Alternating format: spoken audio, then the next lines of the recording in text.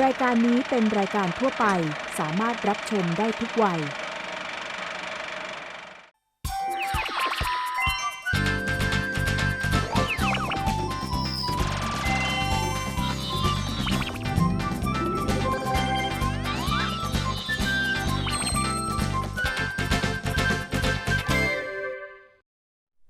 สวัสดีครับ Hi, you're watching Hello English, your English program. I'm your host, Bukrit Rairat. Now today, we will take a trip to the Stanley Mini Venture Miniature Playtown, where they have a huge collection of miniature cities and historical places, such as the Taj Mahal, Great Wall of China, and the Egyptian pyramids. So let's go learn more in English Magazine.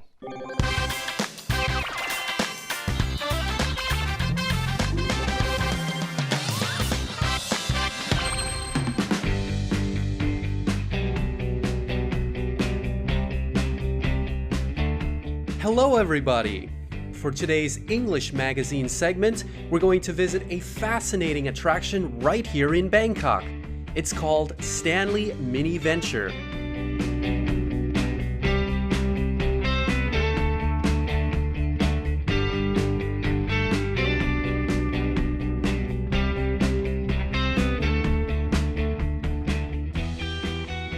Sawasdee krab ผมอินทัศน์พรลังสฤษดิ์นะครับผมทำงานอยู่ที่ Stanley Mini Venture นะครับในตำแหน่งหัวหน้าฝ่ายโปรดักชันนะครับวันนี้ผมมีสถานที่ท่องเที่ยวที่จะมาแนะนำถึงเป็นสถานที่ที่น่าท่องเที่ยวในประเทศไทยแห่งหนึ่งนะครับคือ Stanley Mini Venture นะครับเป็นสถานที่ที่จำลองทุกสิ่งทุกอย่างบนพื้นโลกนะครับอย่างได้สัดส่วนในสเกล1:87นะครับแล้วก็มีความสดสวยและงดงามแล้วก็มีสิ่งที่สามารถเคลื่อนไหวได้นะครับไม่ว่าจะเป็นรถไฟหรือรถนะครับแล้วก็รวมทั้งบรรยากาศภายในที่สวยงามครับแล้วก็ผมพร้อมที่จะนำทุกท่านเข้าไปเดินชมข้างในเลยนะครับ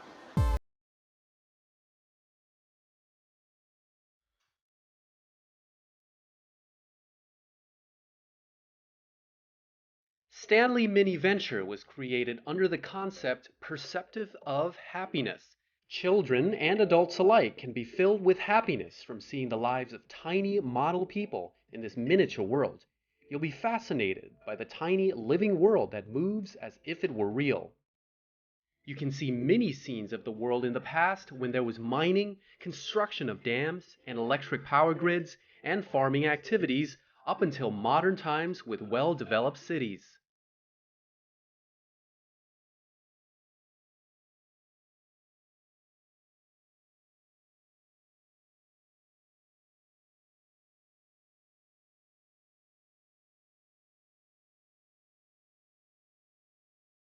ครับโต๊ะแรกนะครับผมขอแนะนำเป็นโต๊ะไทยนะครับซึ่งโต๊ะแรกนี้ก็จะรวบรวมสถาปัตยกรรมที่มีอยู่ในประเทศไทยนะครับอาทิเช่นอนุสาวรีย์ประชาธิปไตยนะครับแล้วก็ภูเขาทองนะครับแล้วทั้งนี้ทั้งนั้นนะครับในโต๊ะแรกเนี่ยเรายังมีกิจกรรมร่วมนะครับระหว่างนักศึกษานะครับเพื่อให้นักศึกษาที่ศึกษาคณะสถาปัตย์นะครับได้มีส่วนร่วมนะครับในการสร้างตึกนะครับเพื่อจะมาวางในโต๊ะไทยโต๊ะแรกนี้ครับOh, excellent! That looks just like old Chalem Thai Pavilion, and it feels like Bangkok in the old days. There's the Democracy Monument and some other old places that today's younger generations have never seen. The handiwork of Thai architecture students is really impressive. They are just as capable as model makers from other countries.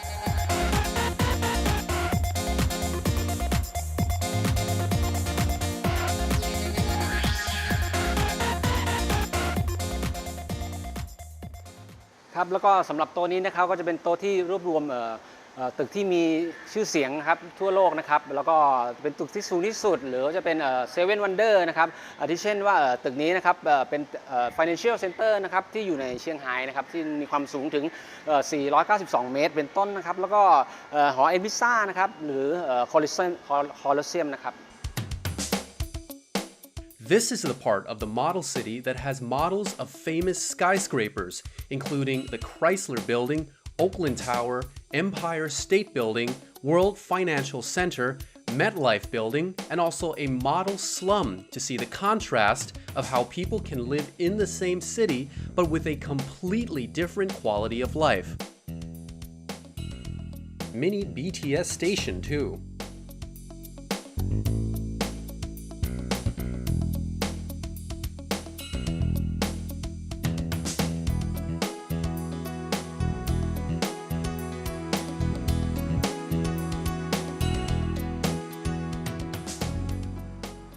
ครับแล้วโต๊ะนี้ก็จะเป็นโต๊ะของท่าเรือนะครับนอกจากจะมีเซเว่นวันเดอร์นะครับกำแพงเมืองจีนนะครับเรายังมีระบบขนส่งภายในท่าเรือนะครับแล้วก็จุดเด่นของโต๊ะนี้นะครับก็จะเป็นเรื่องของการบังคับเรือได้จริงนะครับ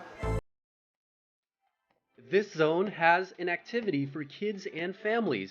There are remote control boats so kids both Thai and foreign can practice their skills and have some fun. You can see that they're having a good time.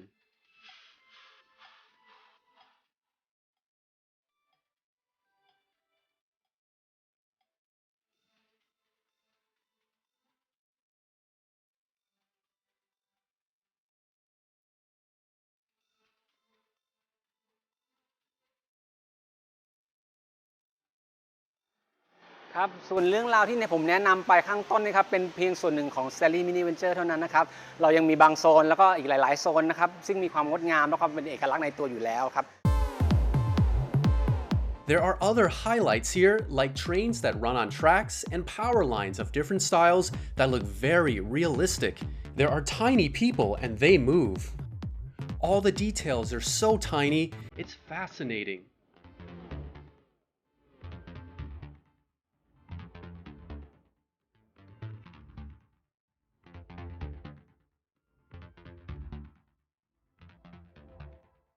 Here, the airport is a really big scene.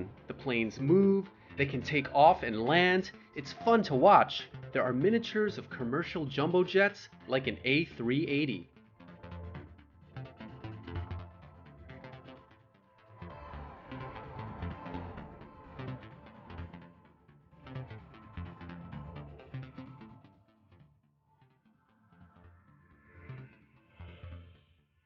Stanley Miniature Venture has several other interesting zones. You can spend all day here and not get bored.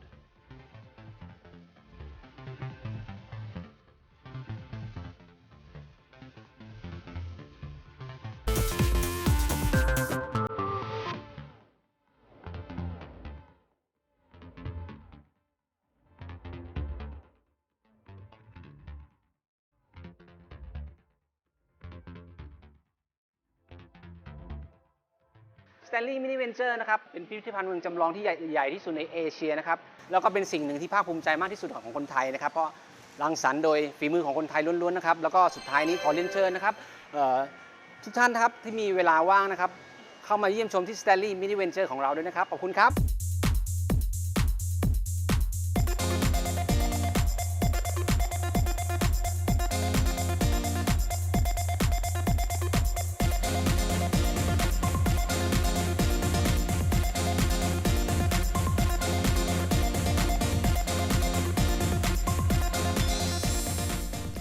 Wow, this place is so amazing. And you know what? Just by coming here, it feels like you traveled around the whole world in one day.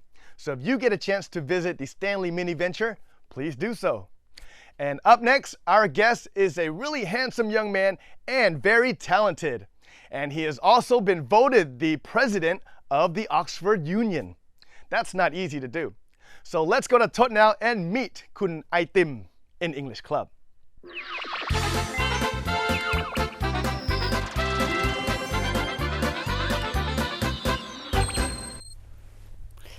Swadikap. Hello everyone, welcome to English Club. I'm Tosatham PM Samboon.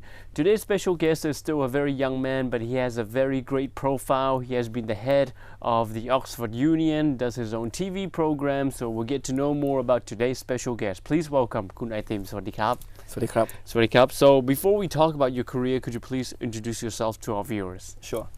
My name is Parit Wacharasin.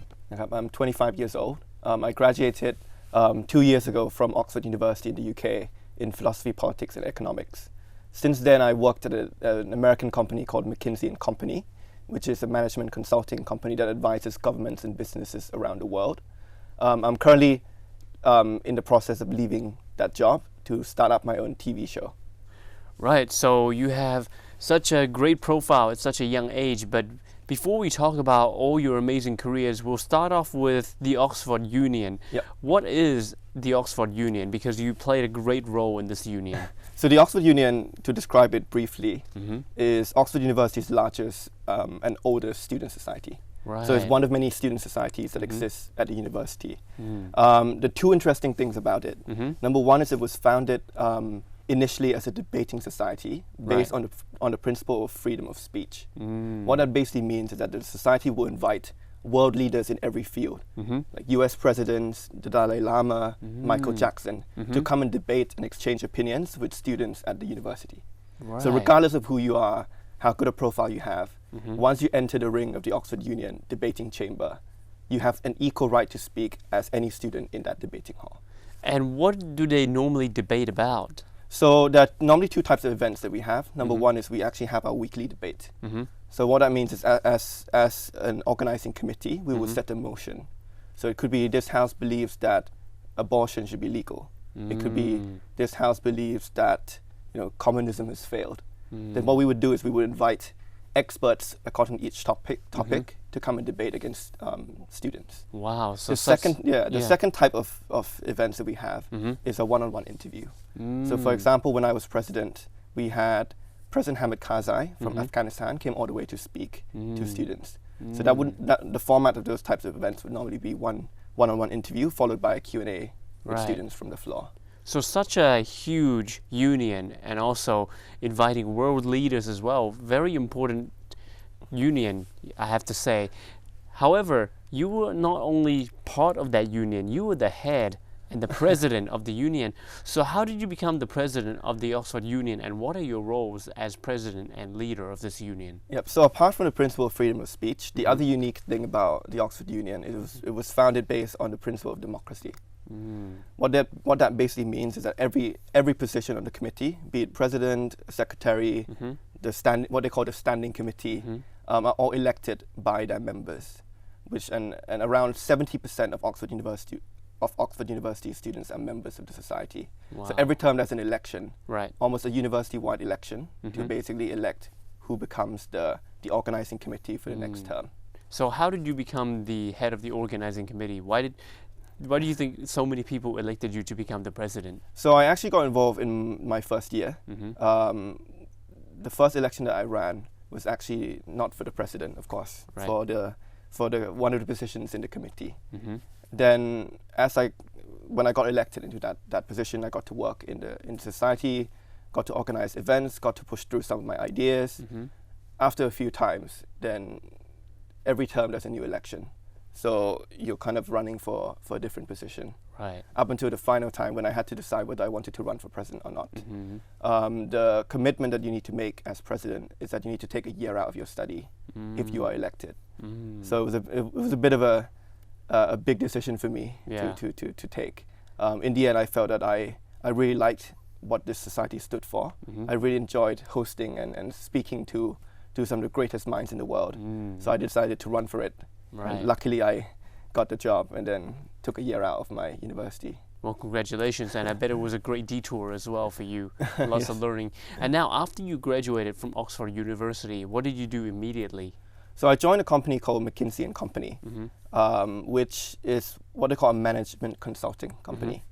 What they basically do is that they advise both governments and private companies around the world on some of the strategic issues that they're facing. So to give an example, let's say a company wants to launch a new product, but they want external advice on what that product should be, which market they should tackle first. They might come and ask management consulting companies like McKinsey to come and help advise them. Likewise, if a government wants to take a new direction in their education policy or education strategy, they might also come in and look for external advice from these type of companies. Right. So so I joined McKinsey straight after university. And after joining that company, I heard that you had to travel to many countries, right? Yes. What are some of the countries you had to travel to while working for that company? Yeah, so the appeal of this type of work is that you basically, every time you change project, you change both industry and country. Wow. So one month you could be working in let's say in India for an education project.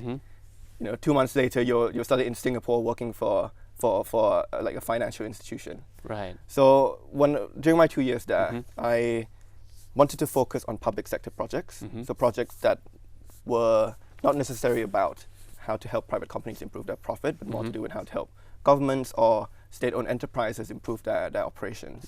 So I spent, during my 2 years, I think I spent about 6 months in Malaysia, 4 months in Sri Lanka, a couple of months in the UK, Wow. and a few other months in Singapore and Indonesia. So traveling to so many countries during your 2 years, what have you learned? I mean, there were some countries which is in ASEAN, which is quite close to Thailand, but there are also countries which was outside of ASEAN, you know? So what did you learn traveling to like 5 countries in 2 years while working as well? So I think it was very eye-opening, not just because you get to see countries at very different stages of development, but you get to work with people from different culture. And then you realize that actually each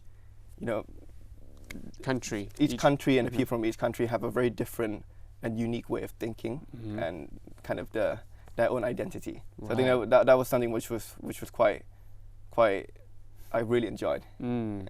So most people would think that it might be a difficulty or an obstacle, but for you it was a challenge that you enjoyed, right? Yeah. Why did you enjoy working with different people from different cultures and different regions of the world so much? So I mean, the reason I joined McKinsey initially was because I was drawn by the variety of the job. Variety in terms of the different industries that I would get to learn about. As I mentioned, one moment I'm learning about education, next moment I'm learning about healthcare. The second thing was living in different countries, because you get to learn about different culture. And then finally, the variety in the types of problems we face, because the problems that each of the client faces is very different. Right. So I think it's that kind of being drawn to that variety, because there's a chance to learn in very different environments about different things. That was why I was attracted to it. Yeah, I bet it was a lot of fun, because not only did you work for people in different cultures, but each product is so different, right? Yeah. With the customers, with the target, with the purpose of it. Yeah, each project is almost a new job. Right. Yeah. So now moving on, you came back to Thailand and you're doing your own TV show. Yep. Could you please talk about your TV show? Yep. So I'm currently starting my TV show, which is going to air next month in March. Right. It is basically a 30-minute reality/documentary where each episode will focus on the life of a certain person in different professions in Thailand. So one episode we might shadow a garbage collector in Bangkok. The next episode we might shadow a bus driver. The next episode could be a nurse in a state hospital.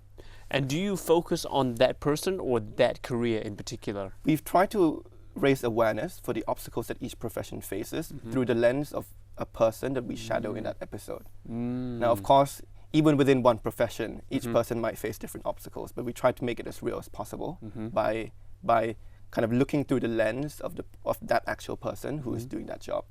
And what sparked you to make a documentary like this? Because it's your idea, your concept. So it's my idea. Luckily, I know nothing about how to produce a TV show. Luckily, I have a team that's helping me. But the initial idea came from the fact that when I moved back to Thailand, I wanted to learn more about Thailand. I'd been away for 10 years studying in the UK. Wow. So to say that I know a lot about Thailand is probably a bit misleading. Then I felt that what is the best way for me to learn about what are the different problems that people in Thailand actually face. So then that kind of problem then sparked a thought in my head, which is that I need to actually go and follow and actually look at the lives of different people in different industries, in different professions. So that was when I thought, okay, I want to go and learn by following their lives. But then why make it into a TV show, right? I actually had a conversation with my friend saying, oh, I really wanted to do this. And they said, well, I'm also curious. I also want to know what their lives are like. So then I realized that it's not just me who want to learn about these things, but it's actually quite a lot of people. So by making a TV show, number one, it raises awareness to a lot of people who are curious. Number two, it also gives a channel for the people in each profession to actually air their opinions and be heard. And then number three, and maybe this is a bit too dreamy, but I was hoping that by raising the awareness of the problems in each profession, it might spark a discussion and it might stimulate people to think up of ideas and solutions to that problem. Sort of like what you did in the Oxford Union, to spark ideas, freedom of speech and opinions as well. Yes. So it's really great making a TV show about the people through different careers, like you said, and TV is something that people are always connected to. They'll always watch it and they'll take a good look and maybe get to see what the lives of these people are like, because we only see on the surface, it's very superficial, but you dig in deep into those careers. We actually called the most difficult thing was coming up with a name. I actually want, because sometimes I think a little bit in English, so I initially came up with the name In Their Shoes, which is to really understand how to go through their lives. You need to kind of walk a mile in their shoes. Wow. But then I realized there's no perfect Thai translation for it. So in the end, we settled on Hen Kap Ta, which is to actually kind of see it for real, right? Because you could read about the problems that they face, but it's not as powerful as actually seeing it for real. Right. So absolutely amazing, and we can't wait for your TV program as well, because it's sort of like our program. It's very beneficial, very educational, and probably very entertaining as well to see the lives of those people through their lens. And now, just before we go, because we're almost out of time, for all the people watching this TV program who want to be brave like you, travel to many countries, or even turn their dreams or their imagination into a reality like you have with your TV program, please give them some motivation. So I think one of the things that I always heard when I was growing up was that a misunderstanding that you have to be, at the top of your class to succeed in life, right? Ever since I studied in the UK for 10 years, I realized that's not the case at all. Each person should find out what they're good at and follow their passion, be it in academia, in art, in music, in sports. It's not necessarily the case that you have to be to get the good grades to actually succeed. And I just want to make sure that everyone is aware that the best way to succeed is to actually find out what you're good at and what you enjoy, and then push through that passion and make it a reality. Okay, คุณนายติม thank you very much ขอบคุณมากๆนะครับ ขอบคุณครับ Thank you for being on our TV program and sharing a great opinion about what you feel is the true meaning of success. Thank you. All right, so we're out of time, so we'll see you next time. สวัสดีครับ Kun Aitim is not only good looking, but he is very talented, and that's why he is recognized in the international world. So keep up the great work. And now it's time for English Corner. Let's see what Ajahn Pui and Ajahn Kip have for us today.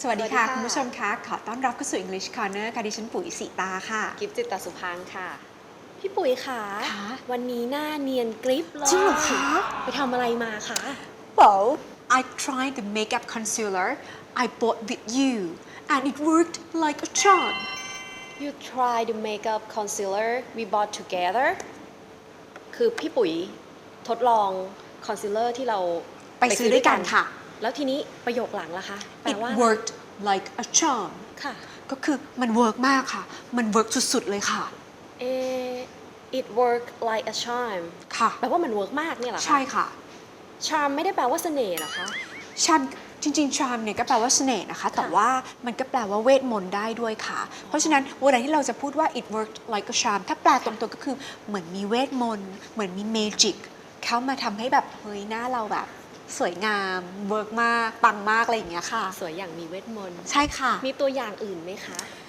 ก็ถ้าตัวอย่างที่ไม่เกี่ยวข้องกับแบบความสวยความงาม ค่ะ ก็อย่างเช่น I tried adding coconut milk in the curry as you suggested and it works like a charm it was tasty I tried adding coconut milk in the curry as you suggested and it worked like a charm it's tasty ก็คือบอกว่าใส่โคโคนัทมิลค์นี่ก็คือกะทิใช่ไหมคะ ใช่ค่ะ เข้าไปในแกง แล้วก็พบว่ามันอร่อยมาก เหมือนอย่างที่เธอบอกเลย ใช่ค่ะ อ๋อค่ะ ก็คือไม่เกี่ยวความสวยความงามแล้วนะ ใช่ ทีนี้ ค่ะ แต่ว่ามันก็จะเวิร์กมากมันปังมาก หรือว่าถ้าภาษาวัยรุ่นเนอะมันแบบสุดยอดมากอะไรอย่างเงี้ยค่ะ แซ่บอร่อยมากๆ ใช่ค่ะสรุปแล้วมันดีจริงๆเหรอคะ มันดีค่ะ ไว้เดี๋ยวกิ๊บไปลองคอนซีลเลอร์อันนั้นมากดีกว่า ดีค่ะ ค่ะ งั้นคุณผู้ชมคะวันนี้เราสองคนขอตัวลาไปก่อนค่ะ พบกับ English Corner กันใหม่ครั้งหน้า สวัสดีค่ะ สวัสดีค่ะ